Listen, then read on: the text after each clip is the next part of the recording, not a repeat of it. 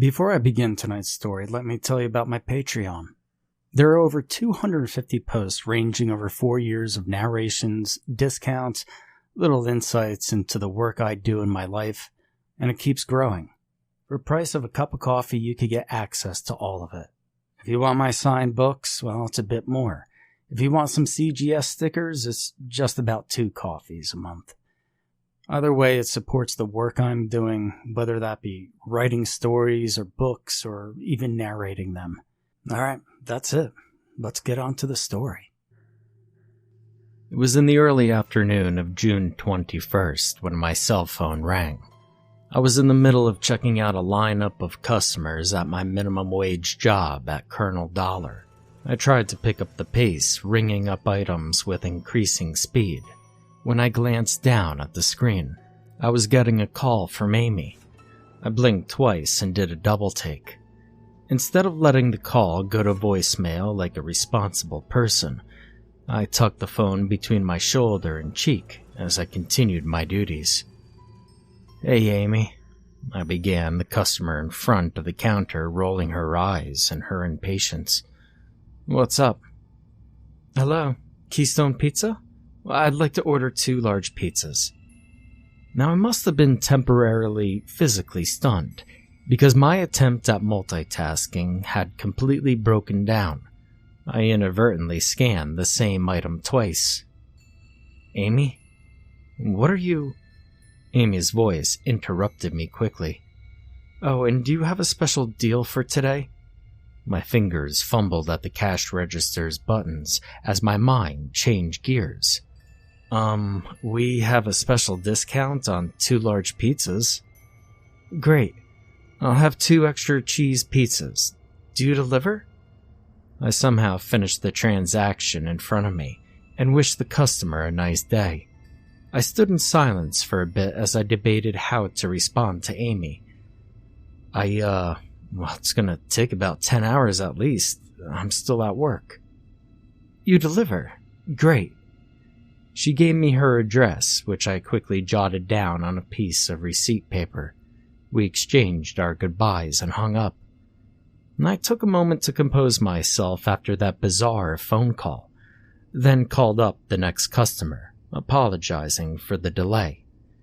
A few minutes later, just as the queue was dwindling to its last, my friend Pete strolled in through the automatic sliding door. He was tall, skinny, his normally pale skin on his face, arms and legs burnt a shade of red under his summer shirt and shorts, a pair of oversized sunglasses covering his eyes, sipping a large blue raspberry slush.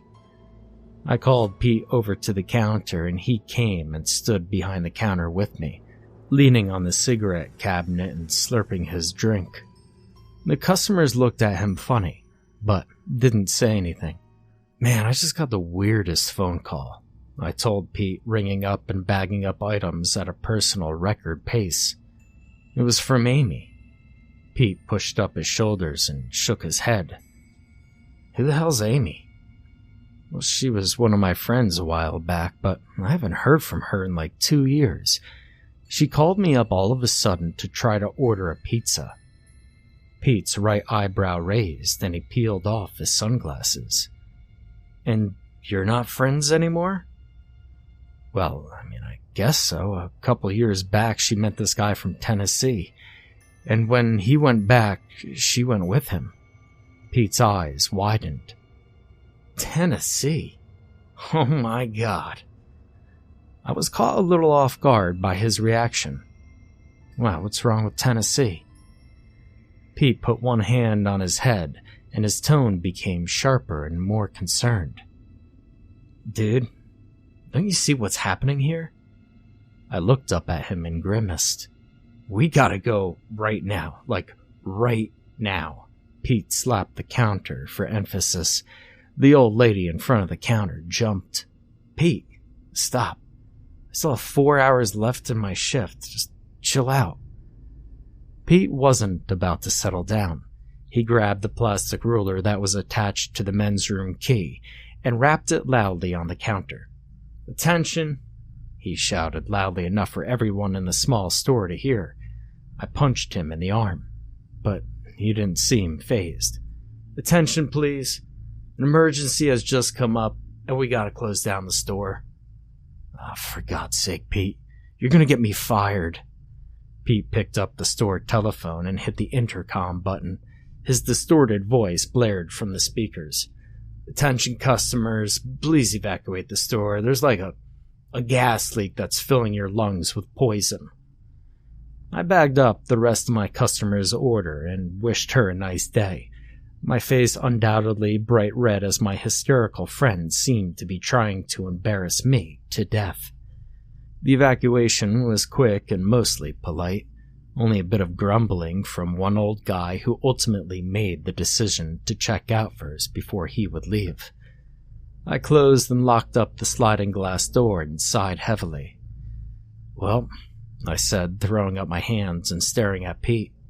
"Well, now that I'm fired, what are we going to do next?" Pete just looked at me incredulously. "Haven't you put two and two together by now?" He searched for a hint of dawning revelation on my face, and found one. "We're going to deliver a pizza." "Oh, so we're just going to drive, 500 miles?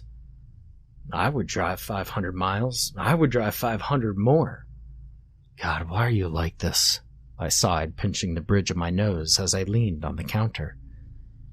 "You see, I heard a little story about this. A woman was in a bad situation, like a hostage situation. So she called 911, but someone was listening in on her. So she pretended that she was calling to order a pizza." "Okay," I started, shaking my head, furrowing my brow. "So why didn't Amy just call 911 in that case?" Pete's eyes darted around as if wild in thought. "Dude, think about it. Maybe someone's keeping track of her calls."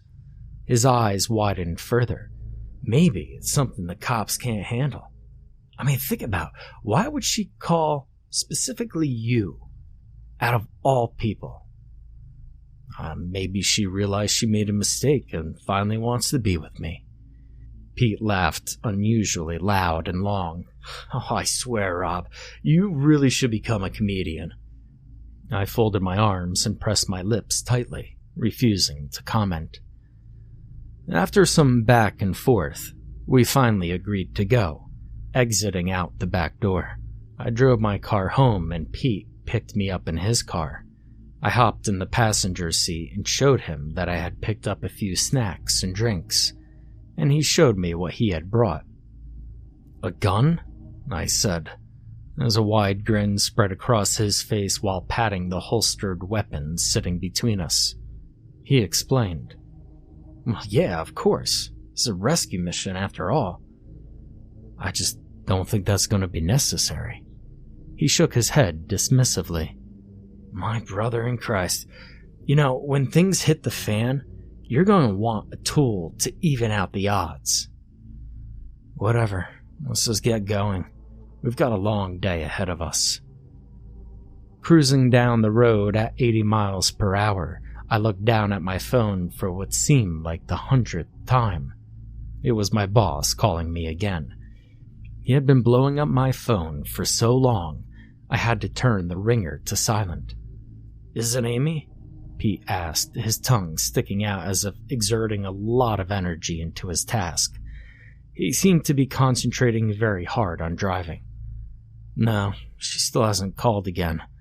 I checked my call log for the time of her last call. "It's been over an hour, and you think I should call her back?" Pete clumsily slapped my phone. "Absolutely not. Might arouse suspicion. Whoever is holding her hostage will figure us out." "I don't know, I think I should call her back." I started, tapping my phone's screen. After all, wouldn't they be more suspicious if she ordered a pizza and nothing came? Pete pointed to the vehicle in front of us. "Look, we've started a convoy." I made up my mind and called Amy back. It only rang one time before she answered. "Hello?" I disguised my voice by holding my nose, quickly realizing that disguising my voice didn't make any sense, but kept my nose held anyway. Hello there, this is Keystone Pizza. I've called to tell you that, unfortunately, we are all out of pizza. Amy was silent for several seconds, finally responding with, "Oh." Pete spoke up into my phone with a fake Italian accent. "But hey, if you want to wait another 4 hours, we'll have a nice and fresh pizza ready for you, mamma mia." I stared at him wide-eyed and mouthed the words, "Oh my God." Amy spoke up. "So, you're still coming though, right?" "Absolutely," I said. "So, be ready for us when you arrive." I could hear the smile in Amy's voice. "All right, sounds good, thank you." As I hung up, Pete backhanded me in the humorous, "What did I tell you? I called it. This right here, this is a rescue mission." I stared out the window, watching the scenery fly by. I just hope she'll be okay by the time we get there. Now our convoy will get us there. There is no stopping us now. Pete honked his horn, and some of the other cars on the road honked back at him. Now, a couple of hours into our journey, I found myself staring at my phone with no new calls or messages and a full bladder. The sun was beginning to go down, flashing intermittently between the trees of the heavily wooded area we were driving through. Pete jumped when I suddenly announced, "P-break." He pressed his lips together and nodded. "Yeah, I agree." Pete mashed on the gas, changing lanes and passing several cars. He swung in front of the lead car and hit the right turn signal, watching his rear view mirror intently to see if he was able to influence his makeshift convoy into making an exit at the rest stop. His eyes lit up as the car behind him also signaled. "That's how you do it, Rob. It's time to make friends." I sighed heavily. Listen, the last thing we need right now is to talk to a bunch of strangers. What if one of them is a serial killer? Pete chuckled as he pulled into the highway exit. That kind of stuff never happens in real life. While I was busy in the restroom stall, Pete was busy having a grand old time with the other people in his convoy. As a lifelong introvert, I just shook my head slowly and walked back to the car. Before long, Pete jumped into the driver's seat excitedly. "Well, I didn't recruit any backup, but I did score some weed." "Perfect," I said flatly as I looked out the window and pressed my fingers to my forehead. "By the way, while we're here, do you need any more guns?" I did a double take. "What?" I took a breath. "No, let's just get on the road. We still got a ways to go, and I don't think you're taking this situation very seriously." As Pete pulled out of the parking lot, he rebutted. "Serious means preparation. I'm coming in armed. If anything, I think you're not taking this situation seriously enough." "I guess it's your mission, then. I'm just along for the ride." We were both silent for a long time. The only break in the silence was when I had to take the wheel for a few moments while Pete took his shirt off. The sun was nearly set, and all that was left was the red and orange clouds on the horizon. Pete finally spoke up after a few minutes, seemingly lost in thought. "But really, why would she call you?" Now, I had been pondering the same question for a while. "Yeah," I responded. "Of all the people in the world she could have called, why did she call me? She didn't call the police or any of her other friends, her neighbors, anyone within 1,000 miles. She called me." "Do you have anything in common? Like, is there some kind of shared interest? Maybe there's something she thought you would understand better than anyone else." I frowned. I didn't want to have to admit that every attempt I had made to connect with Amy had failed. None of our interests ever lined up. She would feign interest in something I would tell her once in a while, and it usually took me a few minutes to figure out she was just humoring me to be polite. I thought she may have been interested in cryptozoology at one point. I got her to watch a bunch of YouTube videos about it, but in the end, she outright told me she was never into it. Cryptozoology what, like Dogecoin? Pete chuckled. I grimaced. What? I shook my head and continued, no, it's the study of creatures that haven't been officially discovered yet. I mean, you know, like things like Bigfoot and Nessie. Pete punched me in the arm. Nerd. I rubbed my arm muscle. Maybe this has something to do with it. If she thinks I know more about cryptids than anyone she knows, she would probably call me. Quick! Pete shouted suddenly, making me jump. What kind of cryptocurrency monsters do they have in Tennessee? I searched my memory for an answer, and soon one occurred to me. Well, there's the Tennessee gargoyle. It's a hideous winged creature that comes out at night and flies around looking for prey. It mostly takes farm animals, but it's been known to swoop down and abduct humans to bring them back to its nest. Then it sucks their blood. Hell, it takes like several days to suck its victims dry. Pete stared at me. Are you serious? You think Amy has been abducted by a vampire gargoyle? I shrugged and looked down at my feet. I don't know, I'm just saying we shouldn't rule it out, I said, my voice low and mumbling. But if it does turn out to be a gargoyle, its weakness is light. Let's keep a flashlight handy. It was shaping up to be a slow night on the highway. We seemed to be the only car on the road for miles. The only headlights came from the opposite side of the divided road.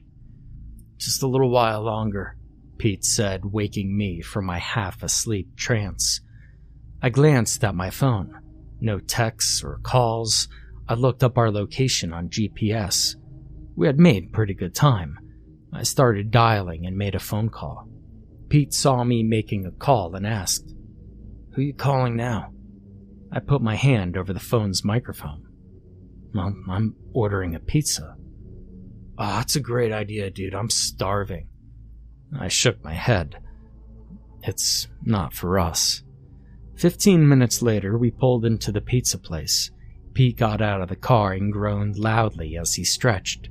I cautiously exited the vehicle, looking up into the sky and watching for any dark figure that might be gargoyle-shaped. We retrieved the pizza and sat back down in the car, the heat from the box on my lap already scorching my thighs. "All right, so here's the plan." Pete began, making exaggerated hand gestures as he spoke. "I'll go in the front door and distract whoever answers the door with the pizza. You go around the back and you get Amy. By the time anybody realizes anything, hell, we'll be halfway out of town." "Okay," I started. But what if it really is the gargoyle?" "No, come on, don't be silly now," said Pete. "If I need to, I'll hold the hostage taker at gunpoint while you do the rescuing." "Let's not use the gun, all right? The last thing we need is for you to get arrested." "I will make no promises." Before long, we had arrived in the small suburban town of Snyder, Tennessee. Pete pulled up into the parking space right in front of the house. It was a small, unassuming-looking cream-colored suburban home. There were no lights on except for a flashing glow coming from the window. It looked like the television was on. "This is the address," I said with trepidation. "All right," Pete said as he unbuckled his seatbelt and grabbed the pizza box. "It's showtime.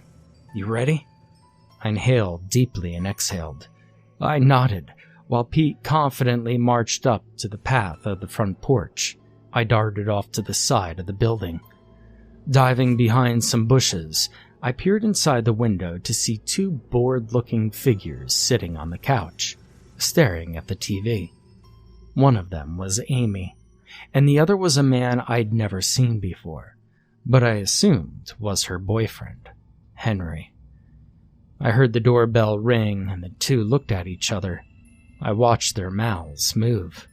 I couldn't read their lips, but Henry looked visibly annoyed as he stood up and walked to the front door, motioning for Amy to stay seated. I clumsily jumped the backyard fence and made my way quickly to the rear of the house. I turned the knob on the back door, only to find it locked. I quietly rapped on the door's window with a single knuckle, loudly enough for Amy to hear, but hopefully not loudly enough for Henry to hear. Amy opened the door wide and gave a relieved smile as she saw me. "Amy?" I whispered. "What's going on? I thought you were being held prisoner or something." "I'll explain when we get on the road," Amy started, motioning for me to come inside quickly. I stepped through the doorway, confused. "This wasn't really part of the plan," I whispered.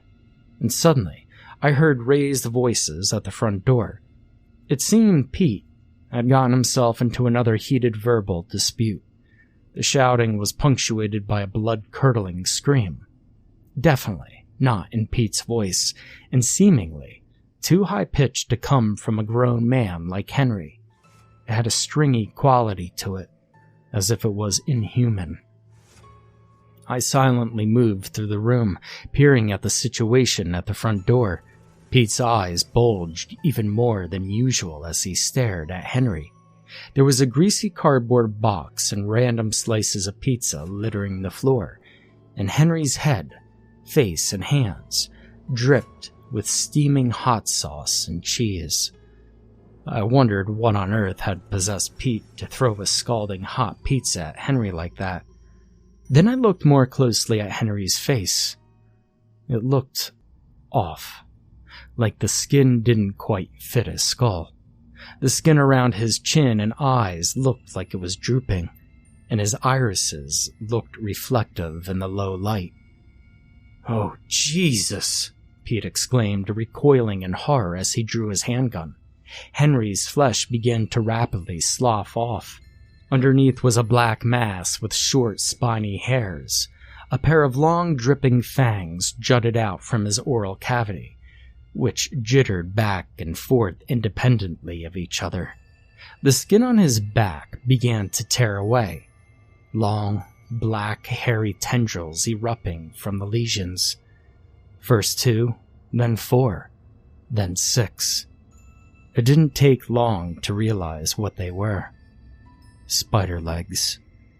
Pete didn't want to see the creature's final form before he started popping off shots into it. The 9mm bullets didn't seem to affect it all that much, aside from making it angry. The creature roared at Pete as it lunged, its fleshy disguise still hanging limply from its coarse-haired thorax as it chased him out of the house. I grabbed Amy tightly by the wrist. "We need to get out of here right now." She was seemingly stupefied into a silent shock as I dragged her outside and around the side of the house. And all of a sudden, she dropped out of autopilot mode and looked at me with wide-eyed intensity. "No, wait, we have to go back." I squeezed her wrist more tightly and pulled her along. "Forget about your stuff for now. We have to really concentrate on getting out of here and finding Pete." She yanked her arm away. "No." She firmly planted her feet and turned around. "We have to go back in and get Henry." I threw my hands up and stammered in confusion. "What do you mean? I mean, you saw that thing, right? I don't think Henry is all right." "No," Amy exclaimed, throwing open the back door. "That was not Henry." I clamped a firm hand down on her shoulder. The distress was clear on her face as she whirled around to stare at me. "There's no time for that right now," I explained in as firm as a tone as I could muster. "We need to get out of here and help Pete before we do anything." My face was stern even as my breaths wavered. I had to look away from Amy as her face contorted into a grimace, and her eyes began welling up. I took a deep breath and sighed. "All right, fuck it. Let's go in. In and out, it's less than a minute." Amy was already off like a shot before I had finished my sentence. I rushed after her, following her through the rooms of the small house. When she reached the hallway, she stopped short and looked toward the ceiling. She leaped straight up and tried to grab the handle of a trapdoor that presumably led to the attic. Her flailing arm fell just short of the handle. She turned to me and stepped aside. "Could you try?" I stepped under the trapdoor, having about a 4-inch height advantage and a higher reach. I jumped and grabbed the handle with little difficulty, pulling the door almost down onto my head. A folding wooden stair spilled out, the bottom resting on the floor. Hot, dry air billowed from the doorway, pulled down with the motion of the stair.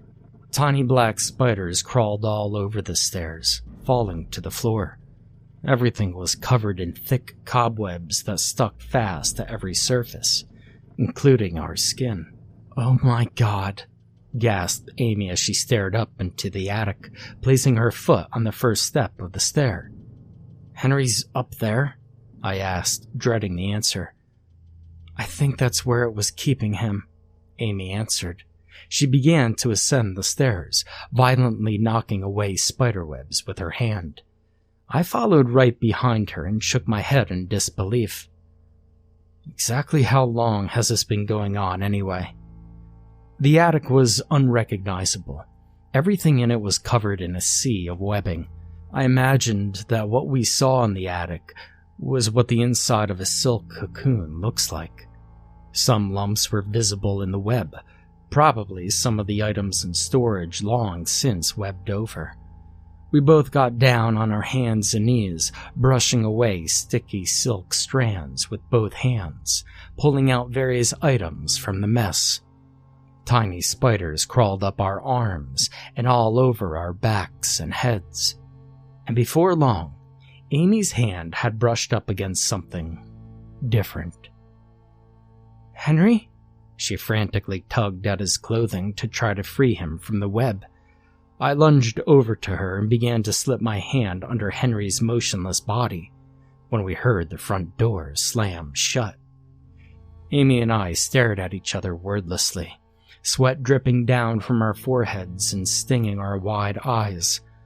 We remained silent and motionless as we listened to footsteps rapidly approaching. I grabbed an armful of webbing and threw it over us like a blanket. The heat underneath was almost unbearable, but it was certainly better than being eaten alive by a monster. Amy and I dared not to breathe as the footsteps quickly ascended the foldable staircase to the attic and suddenly stopped.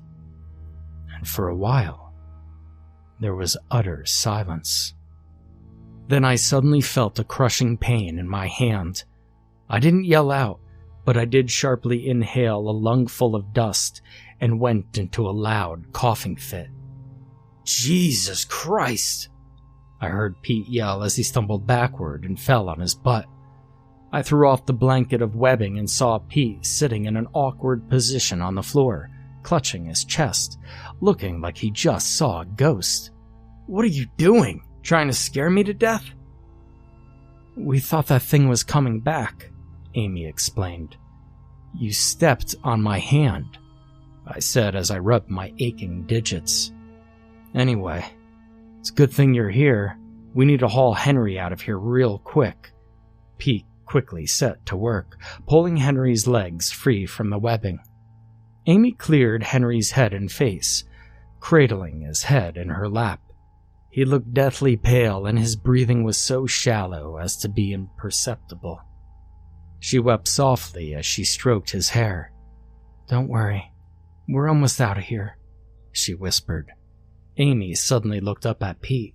"Wait, where did the monster go?" Pete shrugged. "I was just booking it down the road at full speed, running away from that thing, and it suddenly stopped following me and just kind of wandered off." "That's incredibly reassuring, Pete," I quipped as I slipped my arms under Henry's shoulders and scooped up his top half. Pete followed my lead and grabbed him by the legs. The only light in the room aside from the light coming up through the trapdoor was from the outside street lamps, shining dimly through the small attic window and obscured through thick cobwebs.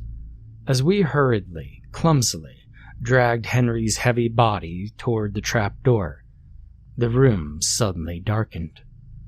Something outside the window was obscuring the light. Amy looked down and saw the shadow cast on the floor and gasped. It was in the shape of a giant arachnid. "It's back!" Amy shouted, nearly stumbling out of the attic door as she recoiled. There was a muffled sound of shattering glass and a horrifying high-pitched scream as the spider monster lunged through the window and ripped through the webbing as if it were tissue paper. Pete unceremoniously dropped Henry's legs immediately and pulled out the handgun he had holstered in the waist of his pants. He fired 3 rounds in quick succession at the beast, which only seemed to anger it. With a quickness that seemed unnatural for a creature of that size, it leapt on top of Pete, knocking him to the floor. Pete screamed, throwing his arms up to protect his face. I had already set Henry's head down as gently as I could, given the circumstance, but he still got a solid thump. I kicked the thing in the head as hard as I could, over and over, even as it sunk its fangs deeply into Pete's forearm, blood beginning to spatter and stain the formerly pristine white silk in the room.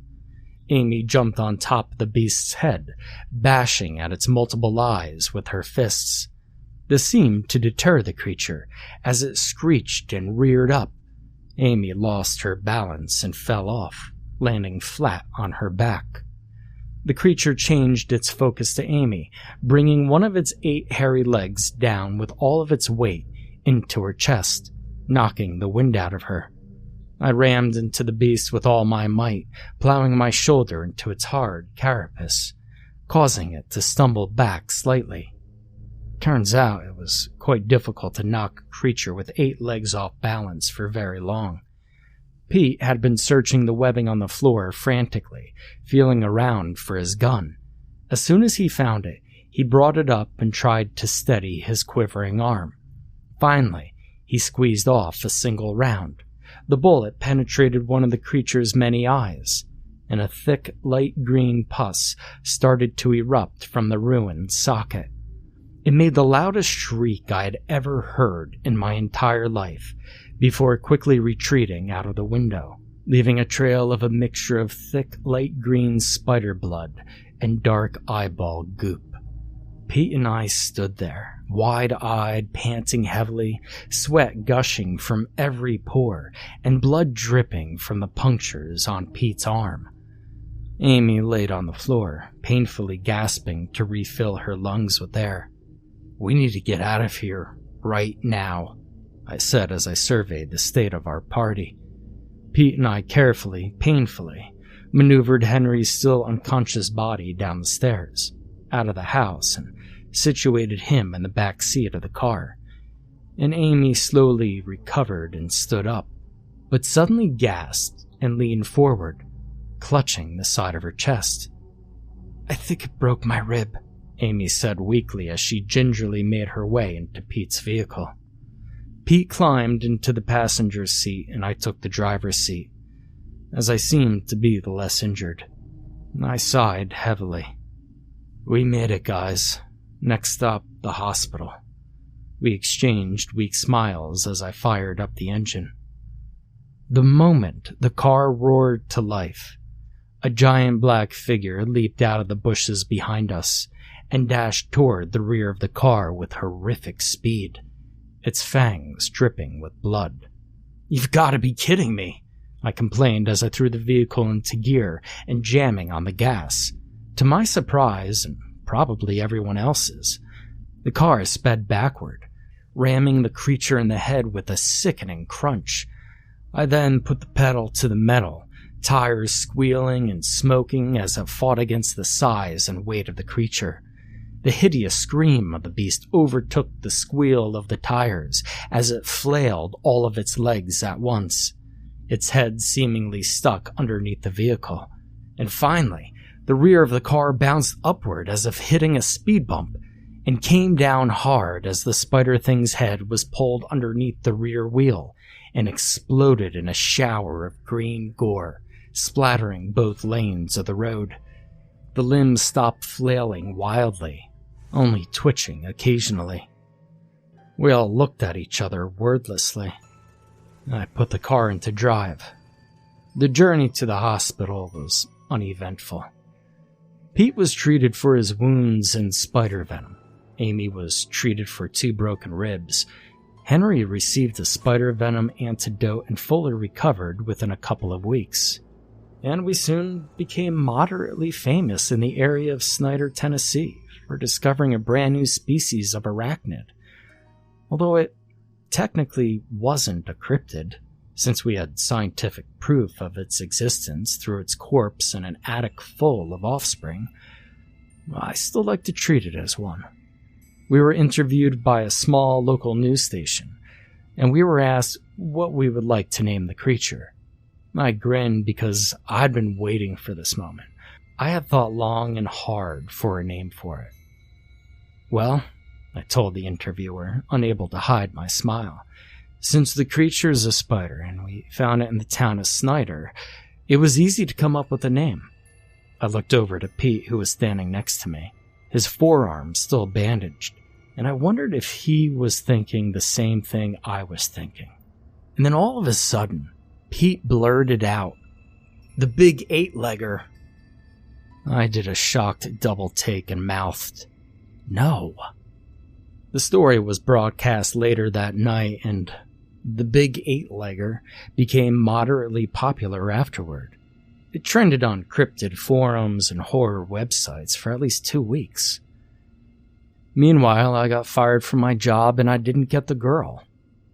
Oh well, maybe next time.